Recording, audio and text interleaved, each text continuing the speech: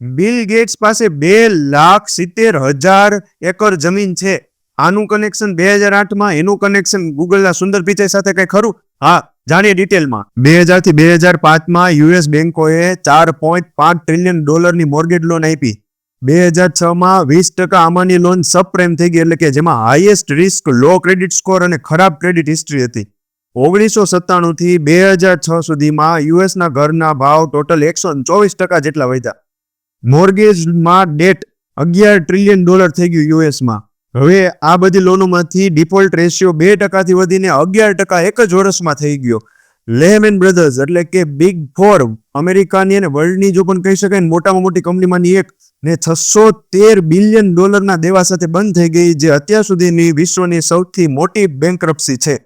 યુએસમાં બેરોજગારી 10% સુધી વધી ગઈ. વિશ્વમાં $22 ટ્રિલિયન વેલ્થનો લોસ થયો, અને આને કહેવામાં આવે છે વૈશ્વિક મહામંદી 2007 થી 2009. એટલે આ વૈશ્વિક મહામંદીને ધ હાઉસિંગ બબલ કહેવામાં આવે છે. હવે વાત કરીએ, અત્યારે સુંદર પિચાઈએ એક એવું સ્ટેટમેન્ટ આપ્યું છે કે અત્યારે હવે એઆઈ બબલ ચાલે છે.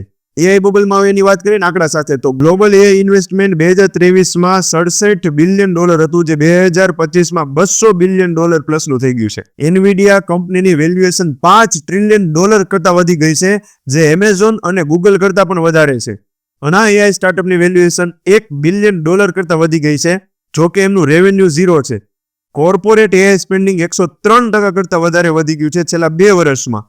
24,000 નવી એઆઈ કંપની રજીસ્ટર્ડ થઈ છે ગ્લોબલી 2023 થી અત્યાર સુધીમાં. વેન્ચર કેપિટલ $85 બિલિયન એડ થયું છે એઆઈ સ્ટાર્ટઅપમાં 2024 થી અત્યાર સુધીમાં. હવે વાત કરીએ બિલ ગેટ્સની. એણે 1980-81માં એવું સ્ટેટમેન્ટ આપ્યું હતું કે ઘરે ઘરે કમ્પ્યુટર હશે.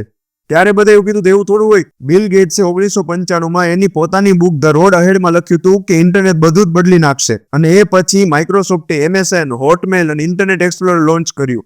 અત્યારે બિલ ગેટ્સ પાસે 2,70,000 એકર જમીન છે, જે યુએસના ટોટલ 19 સ્ટેટ્સમાં છે, અને બિલ ગેટ્સ અમેરિકાના સૌથી મોટા પ્રાઇવેટ ફાર્મલેન્ડ ઓનર છે. એટલે વિડીયોના સ્ટાર્ટિંગમાં કીધું હતું કે 2008 બિલ ગેટ્સ અને સુંદર પિચાઈ એટલે કે ગૂગલ, આ ત્રણેયમાં શું કનેક્શન છે. એટલે 2008માં જે ધ હાઉસિંગ બબલ યુએસમાં આવ્યું, એવું ને એવું કે ધ એઆઈ બબલ ન થઈ જાય, જેની સુંદર પિચાઈએ પણ પબ્લિક સ્ટેટમેન્ટમાં કીધું છે કે જો ધ એઆઈ બબલ જો ફૂટશે તો ગ્લોબલી ઘણી બધી કંપનીને ઇવન કે ગૂગલ પણ ટકી શકશે કે નહીં એની સામે, એ પણ એક જોવા જેવું રહ્યું. અને આટલું બધું ઇન્વેસ્ટમેન્ટ માઇક્રોસોફ્ટના ઓનર બિલ ગેટ્સે કરેલું છે, 2,70,000 એકર જમીન. તો હવે ફ્યુચર શેમાં છે એ તો એક ક્વેશ્ચન માર્ક જ છે.